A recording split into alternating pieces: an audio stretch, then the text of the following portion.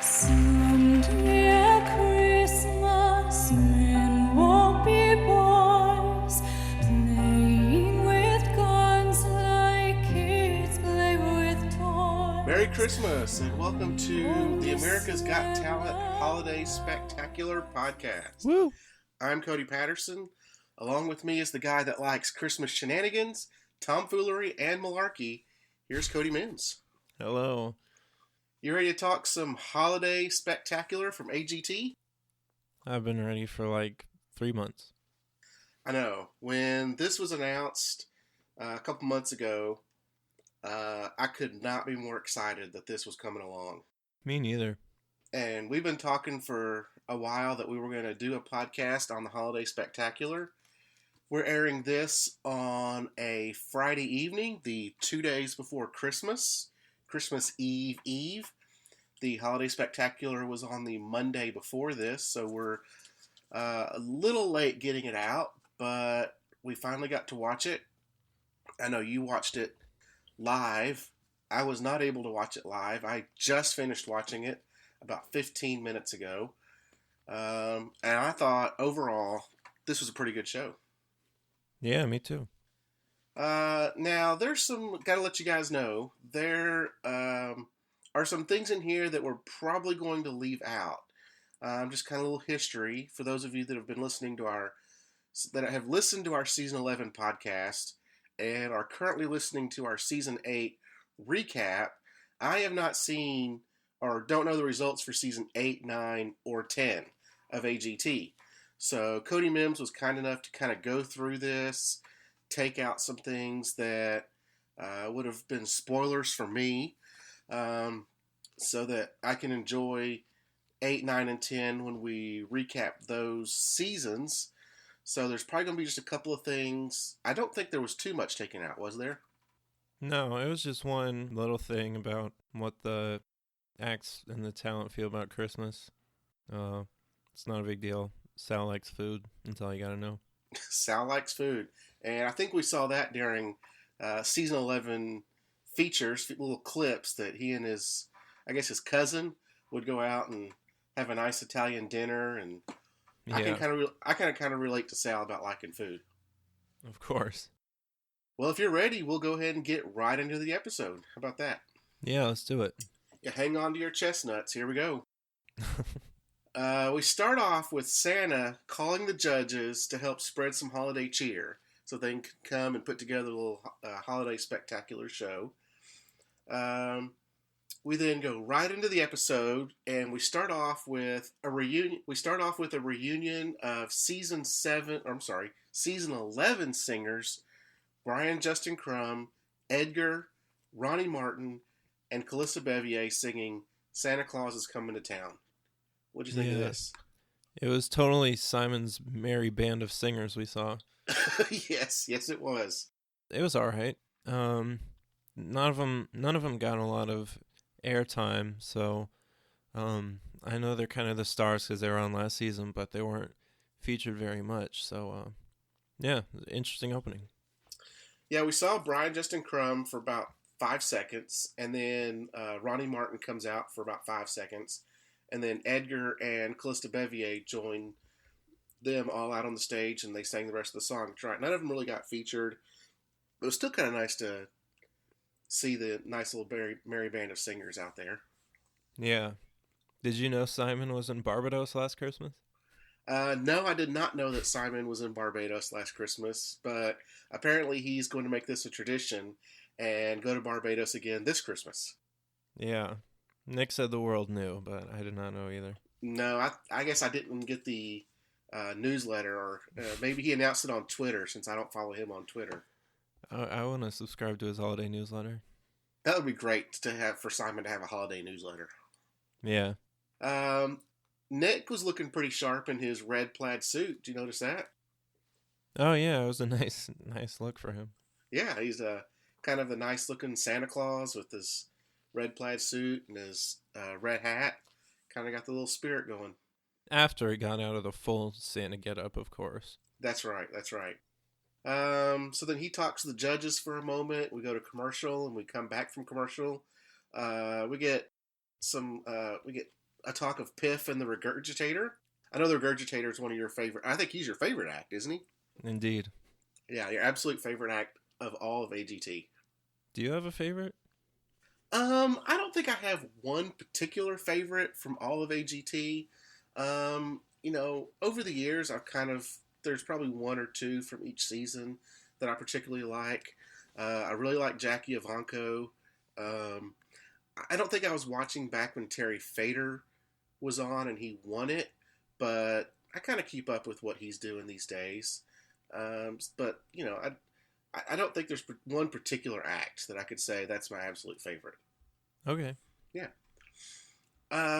Speaking of Terry Fader, we get him next. Season 2 winner Terry Fader. He had a puppet that I've never seen before, Maynard Tom. That's an Elvis impersonator. Oh yeah, I have never seen him either. Okay. He sang Blue Christmas. Do you like Blue Christmas by Elvis? Yeah, it's a pretty cool song. Yeah, it's a pretty good song. I thought he did a pretty good job with it. Yeah, me too. I thought the act wasn't very funny, but the trademark singing that Terry Fader is known for was pretty good.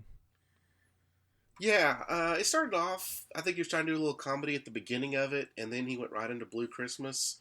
And I thought it went on a little bit longer than it should have.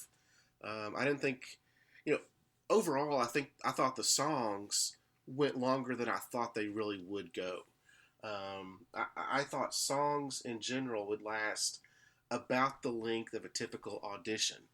But they seemed to sing like the full length of all the songs. Yeah, I mean, it was nice to have that breathing room. Yeah. If you like songs, I guess. Yeah, that's right, if you like singers. I noticed that his puppet had a real issue with being touched. I'm not sure if this is a trait of Maynard, or I guess you don't know anything about this. Yeah, I would guess that it's character work. Okay. And one thing that I caught right off the bat, and I guess they kind of did this throughout the show, was the judges provided feedback of the act. Yeah, I wasn't expecting that. I mean, there weren't any buzzers going off, but, That would have been crazy if we'd saw buzzers with this level of talent. with this level of holiday cheer. That's right. Buzz, Scrooge, bah humbug to you. Yeah. You got anything else to say about Terry Fader? Yeah, a question about, the venue. Is this any fun to watch if you're sitting far back? Because I think this might be a bigger venue than the ones people usually see him in. It seems like it'd be best to see his mouth not move, I guess. I don't know. Yeah, I'm not sure how big the venues are that he's in Vegas. And I would guess that in this particular venue, they may have screens up so people in the back can see what's going on the stage. It's just a guess. I have nothing to go off of. I've just been to some venues similar to this, and they've usually had screens up so people in the back can see what's going on stage a little bit better. Right. That's a good guess. Yeah.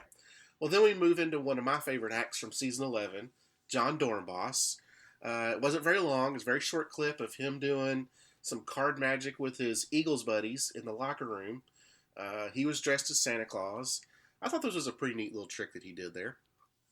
Yeah.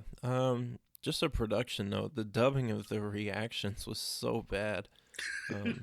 You hear the laughing coming in the audio every 3 seconds. I don't know. The trick was fine. I think we've kind of seen it a lot over the years. I don't know. I've definitely seen this trick before. So. Oh, okay. So you've seen this particular trick. Yeah, he just move some cards around. Okay.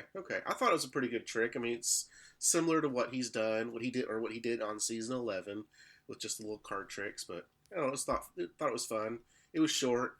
I know this was during the NFL season, so he couldn't get away to fly out to LA to do it. So it was nice that they had a camera crew there in the Eagles locker room for him to do that. Yeah, that was pretty cool. Probably took them all of 30 minutes to record all that. Yeah.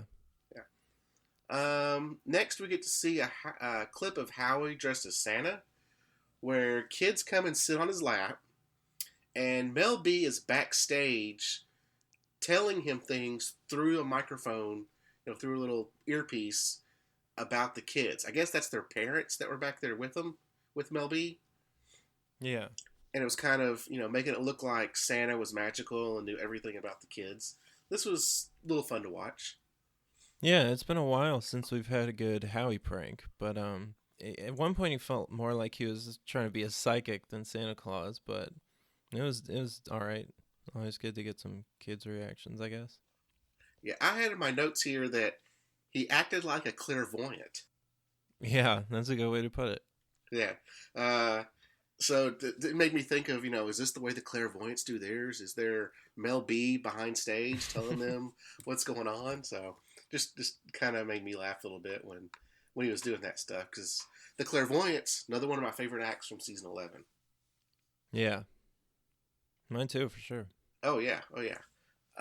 Then we had a performance from the Silhouettes from season 6 and Sons of Serendip from season 9. I love the Silhouettes. They're one of my favorite acts from season 6. Probably a top 5 or top 6 act for me overall. That was a lot of fun to watch way back in season 6. I don't know anything about Sons of Serendip because I haven't seen season 9. Can you kind of talk about them for a moment without giving any spoilers away? Yeah, honestly, I had totally forgotten about them, but it was so great to see them again.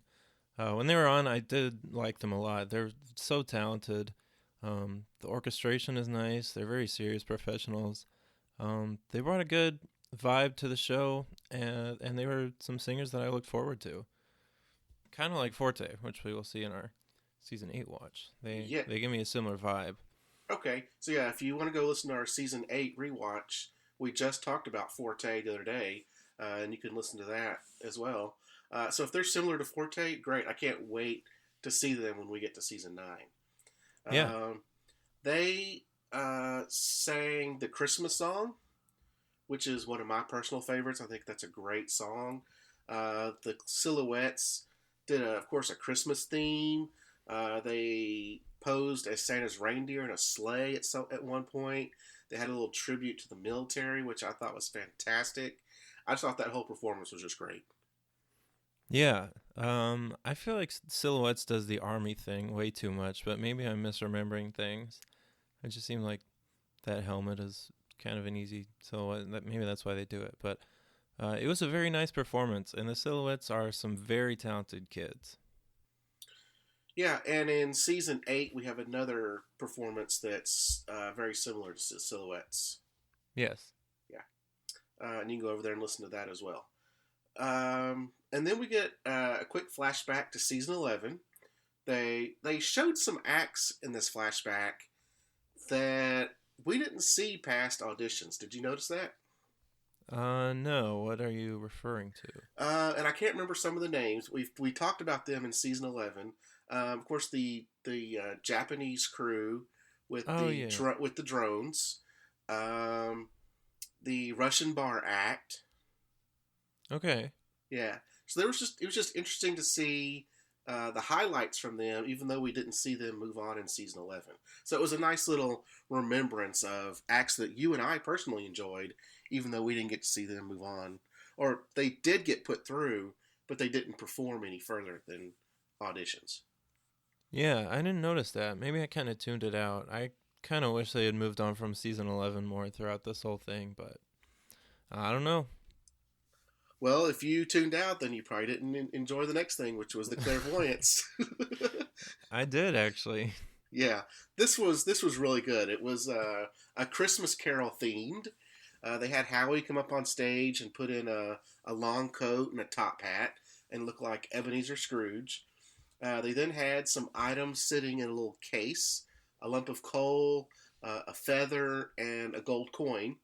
And then they, Amelie and I can't remember the other guy's name, stepped away.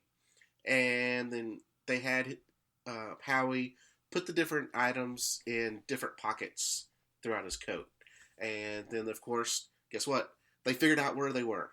They figured out where each item was. Yeah, I just think A Christmas Carol is the perfect aesthetic for them, don't you think? It is. I've always thought of them as the kind of 19th century, maybe early 20th century type themed people. It's just very mysterious.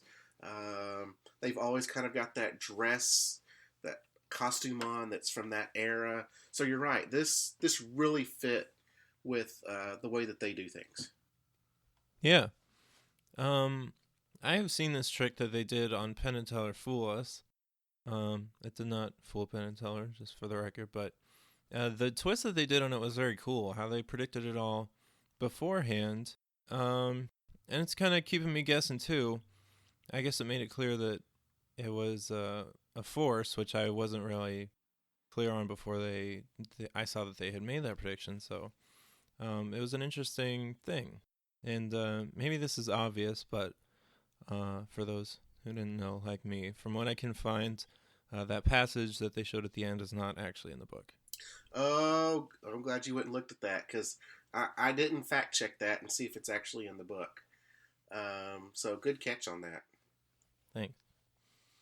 But then they also had a bookmark where Howie had put the stuff. So to me, it's a really good trick. I enjoy the clairvoyance. It's one of my. I think I had them as my favorite act in season 11. I had them winning it all. I was a little short on that, but surprisingly close. But very, very, very close. They had to go with the Golden Child, even though to me I think they were the best act in season 11. But yeah, it is what it is. So then we had a little thing where Simon remembers back to when he was a kid. He said he would open the biggest package under the tree. Does that surprise you any? Absolutely not. Absolutely not. We did find out Howie is Jewish. That may not be news to some people. It's kind of news to me. So, we had all this Christmas stuff going on, and Howie didn't get to pull out his menorah. Yeah. We then had an interview with Andra Day, and I think this is the second time we've seen Andra Day this year. We saw her perform. Yeah, I think we saw her perform in season 11. Oh, cool. I didn't notice. Yeah. I think she sang during one of the live shows in season 11. Okay. She sang Winter Wonderland with Charles Jones. I looked it up. Charles Jones is not an AGT contestant. Okay. She said he was one of her favorites, so. Okay. So I'm not for sure who Charles Jones is. I'm just not familiar with Andra Day at all. Really don't know much about her. The rendition she did of Winter Wonderland was really good. I like that song. It's one of my favorite Christmas songs. I'm just a big Christmas guy as it is. I love Christmas songs. There's only a few that I really don't care for, and I'm glad they didn't sing any of those.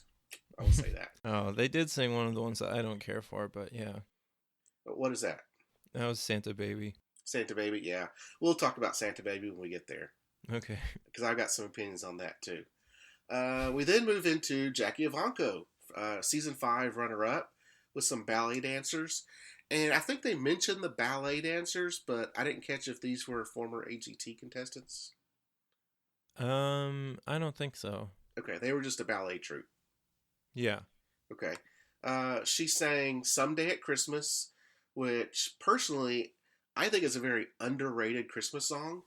I looked through my iTunes library, which is it's a vast iTunes library. This song was nowhere to be found in my iTunes library, and I was shocked by that. Oh. I really enjoyed this. What'd you think of Jackie? It's so interesting seeing someone age so much on screen like that. It reminds me of like Boyhood or something. Yeah, because that's the only way that I know her is from when she was 10, and now she's all grown up at 16. She's a young woman now. Right. I had just seen old clips of her AGT stuff on the show, so that was really surprising. And it's, obviously she's grown up, so her voice has really changed. She doesn't have that 10-year-old girlish voice anymore. It's a grown-up young lady's voice, so. Yeah, and I think if Howie's predictions for Grace come true, we'll be seeing that for her in a while, assuming they don't bring her back 3 times a year anyway. Yeah, they don't burn her out after 2017. Yeah. Well, they mentioned that her album was out on iTunes, so guess what? I went out and bought it on iTunes. Oh, so nice. She just got $10 from me.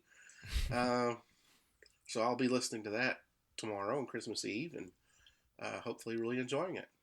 Cool. You got anything else to say about Jackie? I honestly couldn't really focus on her performance. Did she sing opera? She did sing opera. She sang opera I mean, that's what she's known for is opera, but this was not an opera song. Okay. I still thought she did a really good rendition of this song. Her album, I think, is named "Someday at Christmas," and this is the title song. And it is a known Christmas song. But yes, her forte is opera. Okay. Well, yeah, I'm not super big opera fan. Sorry, I couldn't really focus on this one that much, but yeah. Also, hearing her recount her memories with the Christmas music in the background was funny. It seemed like something straight out of a Hallmark movie. Yeah, yeah. Now, were you watching when she was on AGT when she auditioned? No. Well, she was a YouTube audition.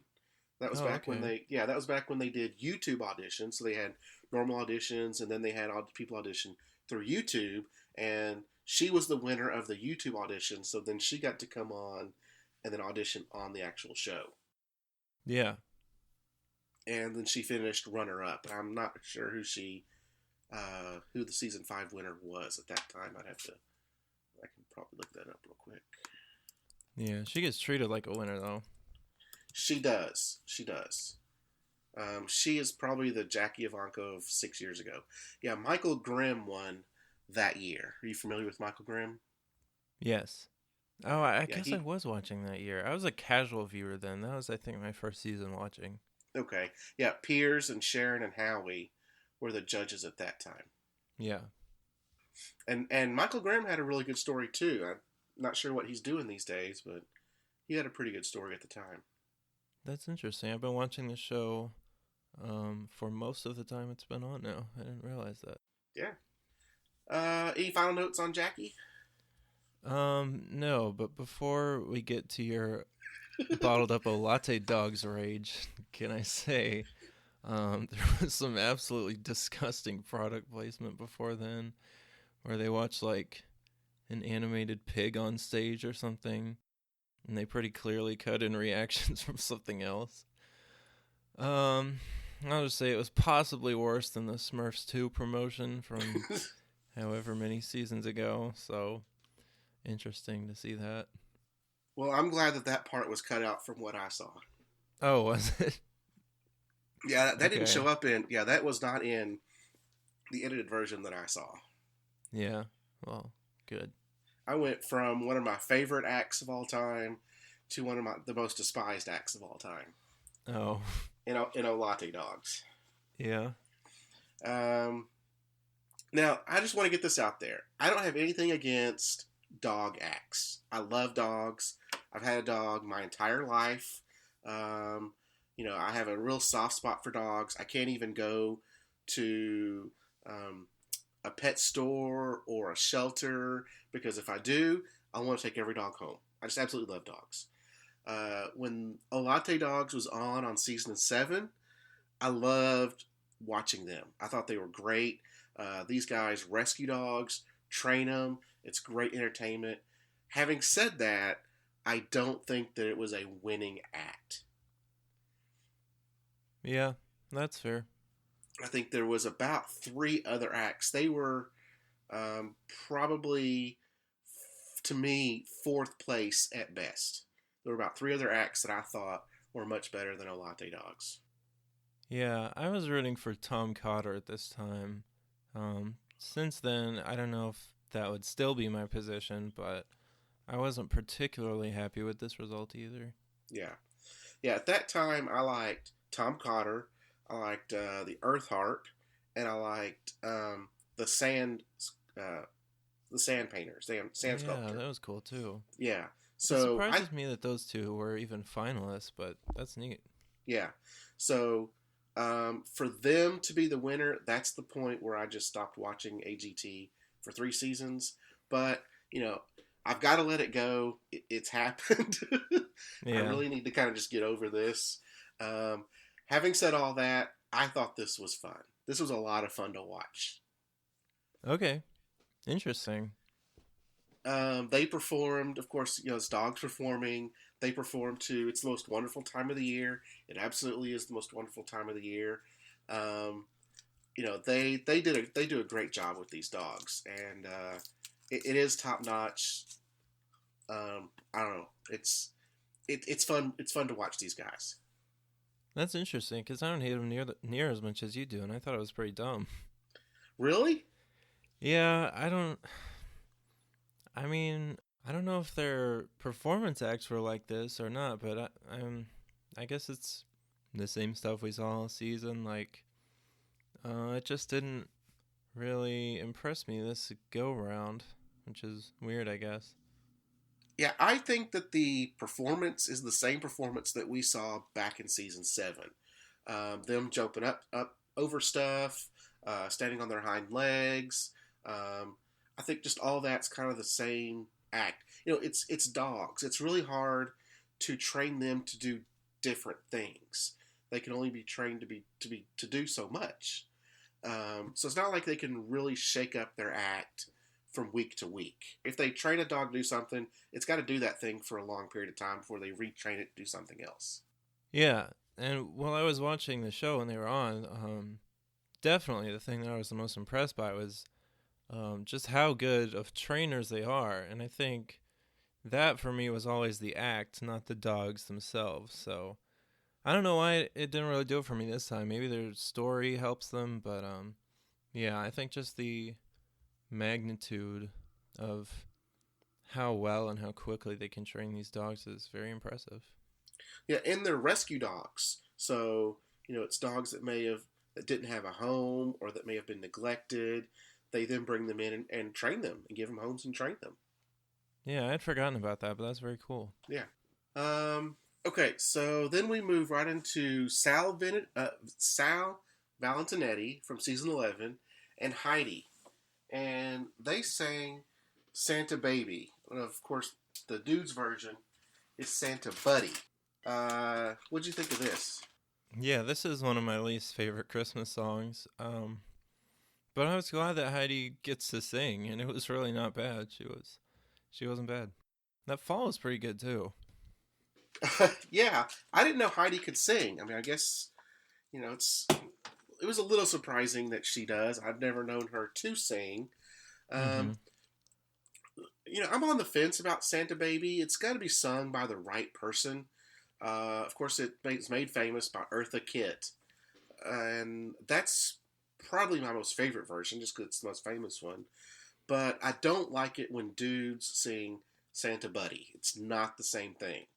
Oh yeah, I didn't even really notice that. Yeah. I think there's probably some other songs that you could do as duets. Another one is "Baby It's Cold Outside," which some people kind of see as a creeper song. Yeah, I do. Yeah. So, I thought it was kind of a miss for Sal. I love Sal. He's one of my favorites from season 11. But I think there was other songs out there that he and Heidi probably could have sang together. And then also, like you said, the fall that Heidi did, that was pretty incredible. Yeah. We also get the hashtag Heidi Sings. Well, then we move right into your favorite guy, the Professional Regurgitator from season 10. And he had a little Christmas tree set up, and he was regurgitating ornaments for his little tree. How'd your favorite act do? Oh, it was awesome. I got so excited for this one. It was great how he started the act with things that he had already swallowed. It makes it feel like they've been in there for longer, I think. And also, it's just, we get to focus on the regurgitation of the act, which is interesting, especially when most of us have already seen him swallow things, and it's kind of the least impressive part of the act. This guy's talent is flat out unbelievable. There were so many things. How does he regurgitate that much sand? Putting something inside the Matryoshka was genius. This is the most entertaining thing I've ever seen in my life. Now, season 10, so I haven't seen season 10 yet, and when we get to that, I can't wait to see this guy. Yeah. I've seen a couple of YouTube clips on him, and have been totally impressed about the stuff that he swallows and then coughs back up. Yes. Yeah, and you talk about how can he store that much sand? Well, how can he store it and keep it dry? That was a great reveal in season 10, the first time he pulled out sand. He also swallowed a present that he had given. Well, he gave Heidi a present, and the present was empty. He then swallows the present, coughs it back up, and there's mistletoe inside. Yeah. It sounds like he's just amazing. Yeah. Every time he was on AGT, I thought he couldn't raise the bar, and he somehow did. And now he did it again. I just wish I could watch him forever. And I don't want to spoil season 10 for my co-host, so I will just say, if this guy won, it was incredibly well-deserved, and if he didn't, it is an absolute tragedy. Now, does he still travel the country doing regurgitation? He's actually not from America, so yeah, I Oh, guess he okay. does. He's been doing this for a very long time. Where's he from? I don't know, but he's been on other Got Talents too. He was on France's Got Talent. Yeah, Okay. So he's kind of been around. He knows the Got Talent circuit. he does. Did it surprise you that he got a kiss from Heidi? I guess so. Yeah. Do you have anything else to say about your man, the professional regurgitator? I don't know. I wish I could see him live. I'm not sure if that's a possibility though. You never know. Keep checking his tour dates. Do you follow him on Twitter? No, I did look at it though when this aired. He's very bad at Twitter. He's very bad at it. He doesn't tweet at all. No, I think one time he just like tweeted 2 links to like Twitter search twice in a row. So I'm not sure if I need to add it to my timeline, but I am a big fan. Well, I hope that you get to see the professional regurgitator in person. And if you do, we've got to talk about it. Yes, absolutely. Right after that, we then hear from Pentatonics. They sing Merry Christmas, Happy Holidays. What'd you think of this? Their Daft Punk thing is cool, but aside from that, I don't like this group that much. So I wasn't super blown away by this performance, but yeah. I don't know how much there's to say since they're not an AGT act.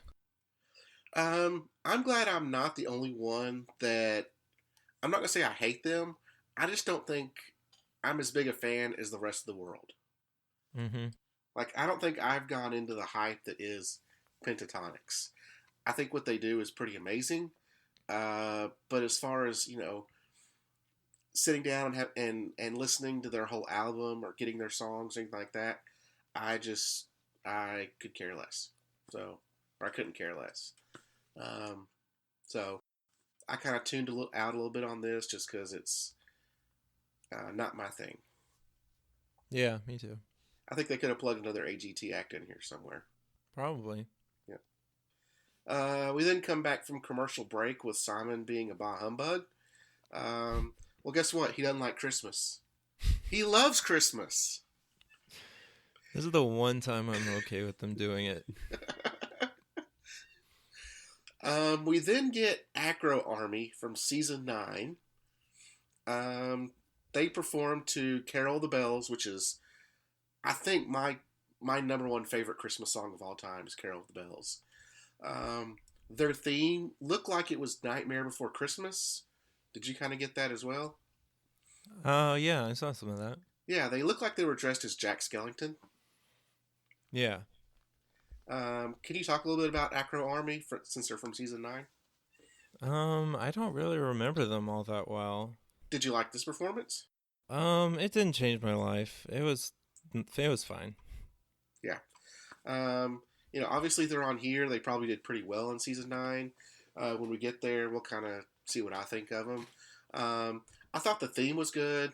The song choice for me was pretty awesome.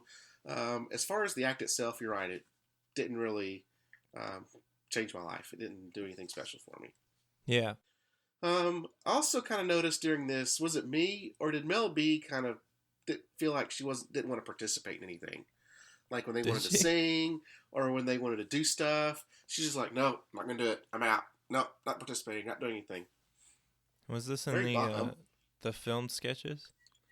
This was kind of in their little packages as judges, like the backstage stuff. Oh, They'd okay. sit there and they'd sing karaoke, or they'd be sitting on the couch, or I think there was even a couple times when they were at the table, the judges' table. She was just like, "Nope, not gonna do it. I'm out. Not gonna participate." I didn't notice that. That is a shame. Yeah, it's everyone else is kind of getting involved in stuff, and she's just like, "Oh no, I'm from England. I don't want to do anything." So Yeah. yeah. We then get Piff the Magic Dragon from season 10 and Penn and Teller. This has got to be a big thing for Piff to be out there with Penn and Teller. Yeah. Well, these two have a bit of a history.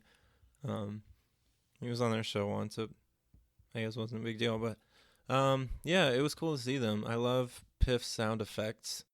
I did feel like Penn and Teller can be substantially more amazing than this, though. You think they kind of stepped it down a little bit? Yeah, they just made some stuff appear like it wasn't really out of nowhere. It seemed very simple for them. Maybe it's a difficult trick and only they can do it in the way that they did it, because I know that they like doing stuff like that, but it didn't look as grand as a lot of their things can. It almost felt like it was Piff's trick, and they were just kind of along with it. Yeah, it did. Um, they came out dressed as wise men. And of course, he was a wise magic dragon. Some of the gifts they pulled out for the judges were kind of funny. Howie got hand sanitizer. They pulled out a spice rack, and everyone thought it was for Mel B, and it turned out to be for Heidi. Simon got a large bag of cash. Yeah. And Mel B got a bowling ball, and I'm not sure what the joke is on this. Just that it's inconvenient, I guess. I mean, Okay. wasn't there a part where Heidi said she doesn't cook also? There was. No, Heidi cooks. Mel B doesn't cook. Oh, okay. Well, their trick makes perfect sense then.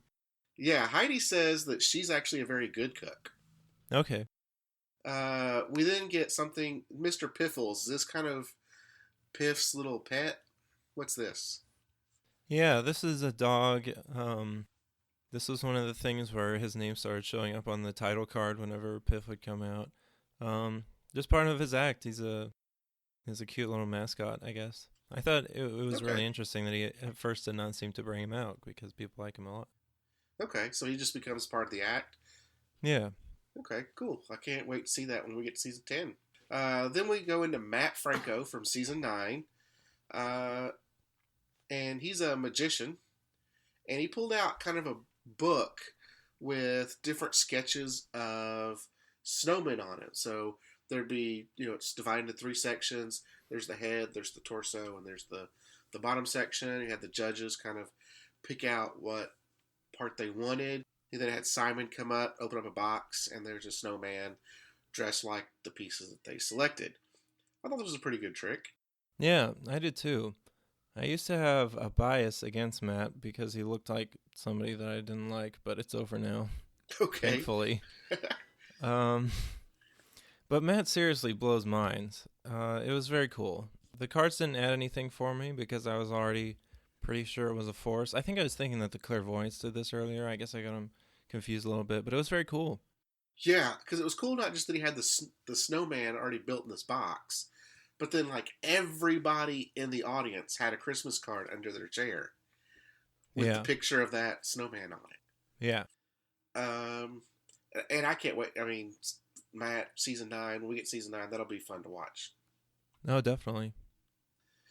We then move into Amazing Grace. We get a little Grace package from season 11, and she sings Frosty the Snowman. Yeah. And of course, I've brought this up. I brought this up a couple of times on season 11.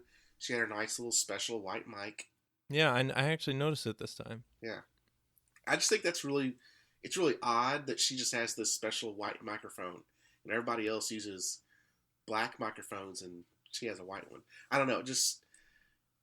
It just sticks out to me like she gets this special microphone. Yeah, I guess so. What'd you think of her singing Frosty the Snowman? Yeah, I didn't like it that much. Hearing her sing a song that I know makes what she does with her voice especially annoying. Sorry to all the Grace lovers, but no, I was not a fan. Yeah, I think she could have picked a different song. I know she's a little girl. Frosty the Snowman's kind of it's a kid thing. Um, Even though she kind of put her own little special voice spin on it, I think she could have picked another song. Yeah, it would have been cool if And she wrote one, I guess, but that's exactly what I was getting ready to say. Is I bet you would have loved it if she would have wrote her own Christmas song. yeah, there probably wasn't a lot of time for her to do that, but it would have made it better. Does Grace come out with a Christmas album next year? I am gonna say no, but she will eventually. Okay. I think her fan base is strong enough now that she doesn't have to do that. And I think I mean, will she even have an album at all by then? Maybe. I guess so. We'll see. I'm going to say no on Christmas album. What do you think? I think for 2017 she will have a Christmas album. Okay. I think Jackie Ivanko came out with one within a year because I think it's the picture on her first album, and it was a short album. It wasn't very long. I think it was 6 tracks. Yeah. But it's still her as her 10-year-old self. So I think Grace comes out with one and probably sings Frosty the Snowman and Rudolph the Red-Nosed Reindeer, and she might come out with a kids Christmas album and sing along kids songs, which would be fun. Yeah. I could see her writing something too, though. I think she does care very much about what she does, and that's very nice. Yeah. Well, our last act of the night is Professor Splash from season 6. And he dove into a pool of eggnog that's about 10 inches deep. Do you remember Professor Splash from season 6? Yeah, I do. What'd you think of him at that time? I liked him. I was a fan. He was kind of an anomaly, I guess, because you had to go outside every time, and his performance was mostly build up, and then it was kind of short. I liked it. He wasn't my favorite, but it was pretty cool. Yeah, I liked him for the first few weeks. I remember I looked it up, and he was a semifinalist. I'm glad he didn't get past there. Because it was basically, just the same thing every week. Go outside, jump from 75 feet into a pool. It is dangerous. It is a big danger act. You know how much I love danger acts. But it was the same act every week. Yeah. It was nice to have a little spin on it this year with eggnog. I like the eggnog too. You like the eggnog? Yeah. It was a lot of fun to watch. It was interesting to see that he's trying to concentrate on where he's going and how he's kind of giving commentary about him doing his focus. Mm-hmm. And then you have Nick just completely interrupt his focus and like, "Are you ready?" He's like, Yeah. I guess so. I guess I am now. Yeah, he was pretty tense. He actually looked kind of emotional as he was about to do it. It was very interesting. Yeah, I wonder if he still does that. I wonder if he's still on a Professor Splash circuit. Yeah, I'm glad people still care about Professor Splash. I'm glad he got this spot because it seemed like he would be an act that would be easy to get swept up in the AGT history and forgotten. Yeah, because there's a lot of acts that I'm sure have gotten forgotten. Yeah. This kind of made me think that they should have the Kinetic King back. I don't know if that was sort of a weird thought, but I would like to see him brought back again. Yeah, bring him back and have him do Christmas colored popsicle sticks. Yeah. But of course, he'd have to be the first act because there's a lot of setup involved for his performance. Right. He was the first act when he was on the show too, because he actually got to do it on the stage. I forgot about that. Yeah. I think there was one of the later rounds he did it on the stage, and he has to be the first one because it takes him days to set one up. Yeah. Well, do you have any other comments to say about the Holiday Spectacular? Saint Nick Cannon made me laugh. That was a funny way to sign off instead of at Nick Cannon. Yeah, that was pretty funny. It got me thinking though if they mentioned that earlier in the episode and I just happened to miss it. I don't think so. This was just a lot of fun to see. It wasn't, it was great to kind of reminisce on some acts from 2 and 6 and just acts that we've seen a long time ago. Yeah. There weren't actually. Sorry if you can hear that car. There weren't actually a lot of season 11. There weren't as many season 11s as I thought there were. So it's interesting to see that. Yeah, there was a lot from 9 and 10, which just so happens, which is weird because that's seasons that I haven't seen. Um, It's a nice sampling. yeah, a nice majority of them were from 9, 10, and 11. You then get a few from like 6, 7, and 5. And of course, Yeah. Terry Fader way back in 2. Do you think Grace Vanderwall has anything to do with whether this was made or not? I don't think so. I think this was probably mostly Simon. Okay. Uh, Interesting. I think they were planning this. Um, they were probably planning this way back in the summer. Let's see, the show went off the air in early September. Yeah, I think so. So they probably filmed this in October sometime. Yeah. Maybe around Halloween, somewhere around in there. But in order to plan to get all these acts there, especially like your Professor Splashes and Terry Fader's got a show going on, Pentatonics is touring, so to get some of these acts in there, they probably had to schedule this or start working on this way back in the early summer. That's true. That's a good point. So maybe when they first heard Grace, they started thinking, "Hey, we need to do something." But I don't think they started planning it when Grace won. That would have been way too late. Yeah. Yeah, that's a good point. So do you think we're going to have another one next year? I hope so. I hope they do this again. This was a lot of fun. It just gives Simon another chance to highlight his singers. Mm-hmm. And it looks like it was done in the same theater as the live shows. Yeah. So you think they just left all the sets up and the X's and everything and just... I don't know. That's a good question. It'd be interesting if they did it again to see what acts they pick. Right. Well, obviously they're going to pick some from season 12. Oh, yeah, true. They'll probably bring Grace back again because she'll need to promote her Christmas album. Yeah. If they did do it again next year, who would you like to see? Let's see. Who are the finalists? We got the Clairvoyants. I would like to see Taylor Williamson, first of all. Okay. Recency bias is making me want to say Deadly Games because they were so wronged last year. And let's throw in that other act that everybody says was wronged before. That dance group. Kenichi Abina probably, and as a last one, who was I thinking of? I don't know. Who do you want to see? I'd like to see some of my favorites from season 7. Like what we talked about. Not Tom Carter, because I don't think we need a comedian. But I'd like to see the Earth Heart, and I cannot remember his name. William Close.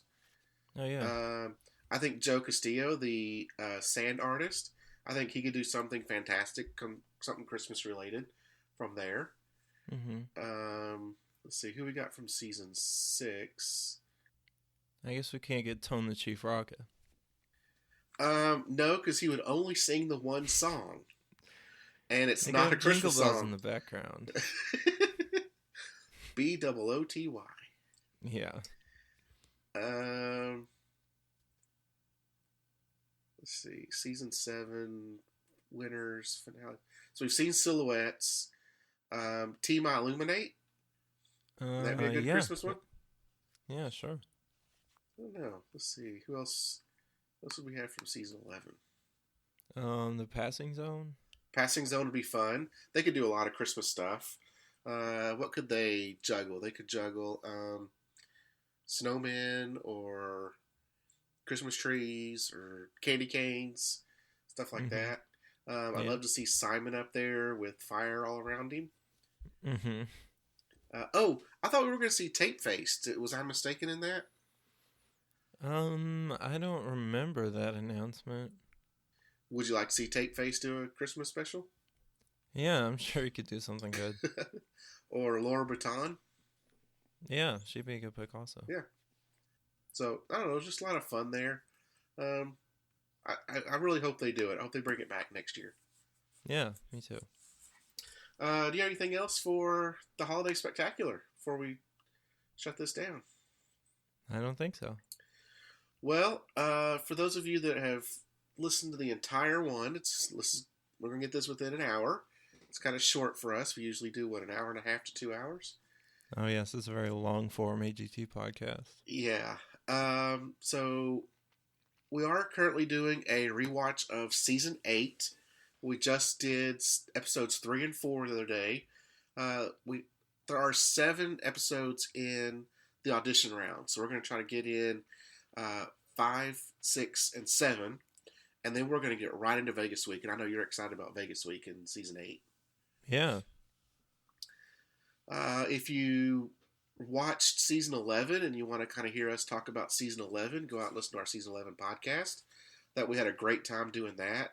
I know you started this, and then about halfway through, you were looking for someone to come and join you on the podcast, and I reached out, and I'm glad that you let me do the podcast with you.